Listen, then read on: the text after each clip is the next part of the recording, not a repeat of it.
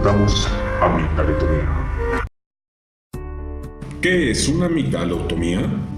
Bueno, una amigdaletomía es el acto quirúrgico de extirpar las amígdalas palatinas. Para comprender un poco mejor esto, vamos a explicarles qué son las amígdalas. Las amígdalas palatinas son formaciones de tejido linfoide, asociado a mucosa formando parte del anillo de Waldeck, donde incluye la amígdala lingual en la base de la lengua, las amígdalas tubáricas de Gerlach o rodetes tubáricos, la amígdala nasofaríngea de Luschka o adenoides, los cordones faringeos laterales y los acúmulos linfoides de los ventrículos de Purkinje.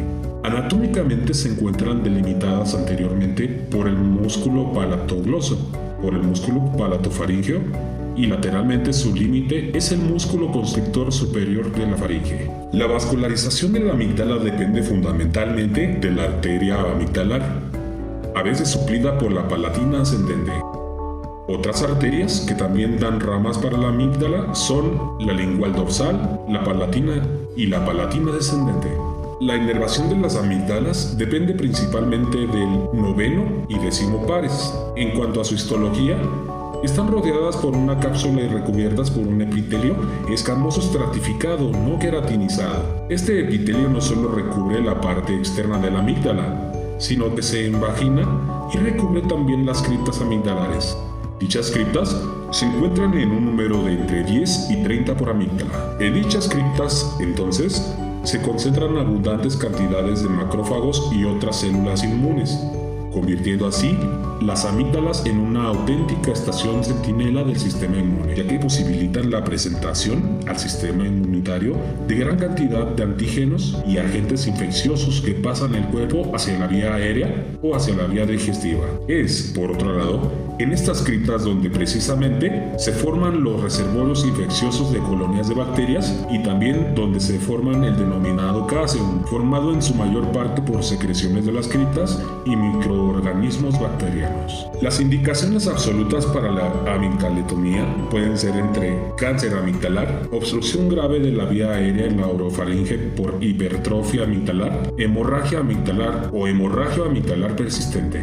Entre las indicaciones relativas podemos encontrar amigdalitis aguda recidivante con 7 o más episodios en el último año, 5 al año en los últimos 2 años o 3 al año en los últimos 3 años. Cada episodio debe cumplir al menos uno de estos criterios: exudado purulento, fiebre mayor a 38 grados, linfadenopatías anteriores, cultivo positivo para estreptococo beta-hemolítico del grupo A. Amigdalitis crónica, aquella cuyos signos y síntomas persisten más allá de 3 meses pese a tratamiento médico adecuado. El absceso periamigdalino, en principio no es indicación de amigdaletomía en su primer episodio, se considera indicación su repetición.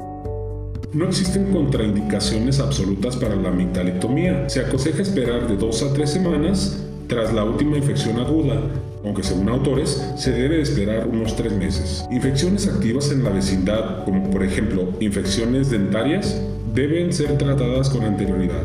Contradicciones generales del paciente tales como riesgo anestésico, enfermedades sistémicas no controladas y sobre todo patologías relacionadas con la coagulación deben ser estudiadas y tratadas previamente a la cirugía. No son contraindicaciones si la cirugía es imperativa. Se recomendaba clásicamente no intervenir por debajo de los 3 años.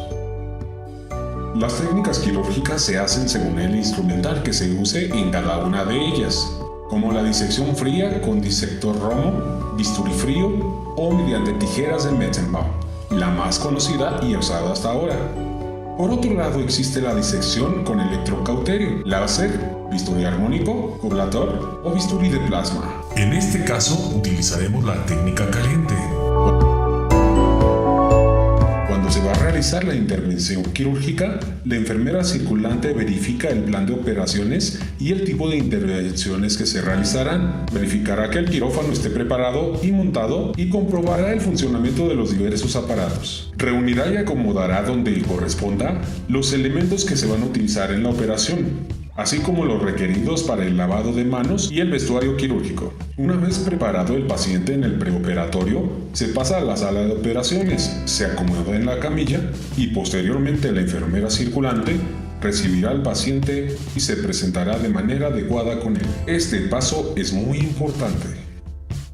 Entra el anestesiólogo para inducir al paciente.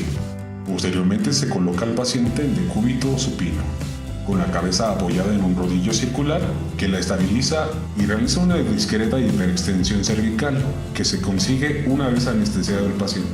La enfermera circulante al mismo tiempo comienza a colocar los electrodos para la monitorización de los signos vitales del paciente. La anestesióloga enseguida se encarga de observar el monitor para asegurarse de que no existan complicaciones y para verificar si requiere más anestesia el paciente. La enfermera instrumentista entra, verifica el tipo de operación a realizar, prepara todo el instrumental y material necesario para la operación, verificando que no falte ningún elemento antes del inicio de la intervención.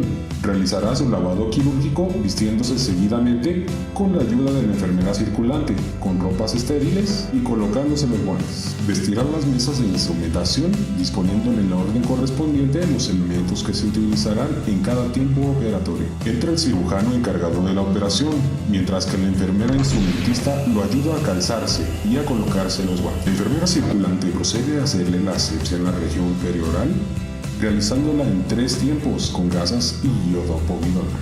La enfermera instrumentista y el médico cirujano comienzan a colocar los campos estériles en la paciente, el campo hendido, cefálico, odálico y laterales. Enseguida fijarlos con el tubo de aspiración. El cirujano se colocará a la cabecera de la mesa de quirófano, la instrumentista en uno de los laterales. Se coloca el abrebocas que se apoya en los incisivos superiores y cuya paleta sostiene la lengua. El abrebocas no debe atrapar el labio superior. La lengua debe quedar en la posición más centrada posible. Se introduce el endoscopio en la zona oral del paciente para tener mejor visualización de las amígdalas. Se procede entonces a la sujeción de la amígdala mediante pinzas de Alice o pinzas para amígdalas de Forrester, siempre con cuidado de no atrapar con la pinza el pilar anterior o el posterior. Una vez bien sujeta la amígdala, se debe traccionar de ella hacia la línea media para así exponer bien el límite entre la amígdala y el pilar anterior, y suele marcarse como un leve surco en la mucosa.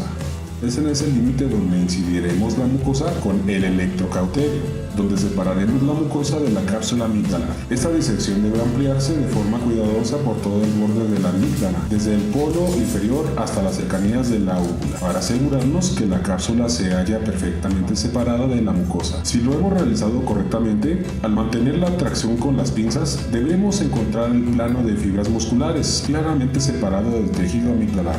Es en este momento cuando se debe comenzar la disección de la amígdala, la cual puede realizarse de muchas formas.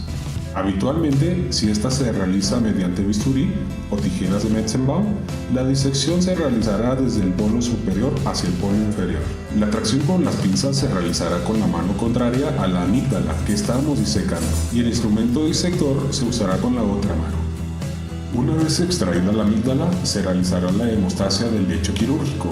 Esta puede realizarse con compresión mediante gasa humedecida. En general se aconseja no empezar la disección de la amígdala hasta que se ha realizado una hemostasia, sino perfecta, casi total. Una vez se han disecado ambas amígdalas, se puede proceder a la reconstrucción del istmo de las fauces. Esta se realiza mediante sutura monofilamento reabsorbible, pudiéndose realizar con 2 puntos, uno superior y otro inferior, 3 puntos o incluso sutura continua.